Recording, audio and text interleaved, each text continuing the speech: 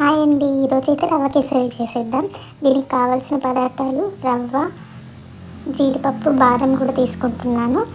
And చక్కెర optional, colour కూడా అది మాత్రం కంప్లీట్ ఆప్షనల్ అండి. కడాయి అయితే పెట్టేసుకుందాం.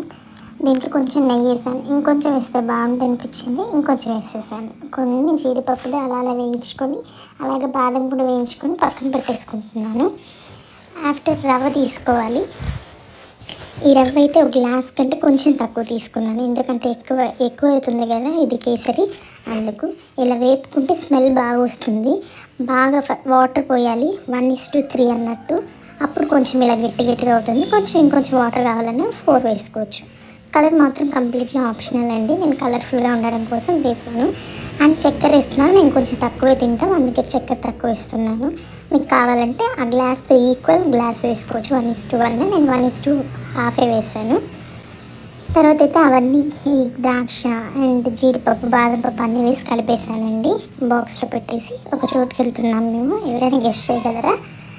వెళ్తూ ఉన్నాం, దారిలో మాట్లాడుకుంటూ. నేనైతే వీడియో తీస్తున్నాను అని చెప్తున్నాను, నాయన నవ్వుకుంటున్నాడు. సరే అని వచ్చేసాం. సాయిబాబా గుడికి అయితే వచ్చేసామండి. పొద్దున్న లేచి కష్టపడి వచ్చేసింది బాబా కోసమే.